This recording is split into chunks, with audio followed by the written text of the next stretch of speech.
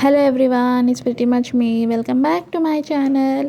మీలో ఎంతమంది అండి నాలాగానే split ends, damaged hair and frizzy hair తోటి అయితే ప్రాబ్లం ఫేస్ అవుతున్నారో వాళ్ళకండి ఈ వీడియోలో ultimate solution in budget of course దొరికిపోతుంది. వీడియో లాస్ట్ వరకు ఖచ్చితంగా చూడండి మీకు రిజల్ట్ కావాలి అంటే. ఫస్ట్ అయితే లారియల్ వాళ్ళదండి, కొత్తగా వచ్చింది. దాన్ని నేను పాస్ట్ 2 టైమ్స్లో ట్రై చేశాను. నాకైతే రిజల్ట్ చాలా బాగా అనిపించింది. స్ప్లిట్ ఎండ్స్ అండ్ డ్రైనెస్ పోయి కొంచెం హెయిర్ కొంచెం సాఫ్ట్గా అయింది. కానీ దీన్ని ఒక సీక్వెన్స్లో యూజ్ చేస్తేనే you will get the willing results అండి.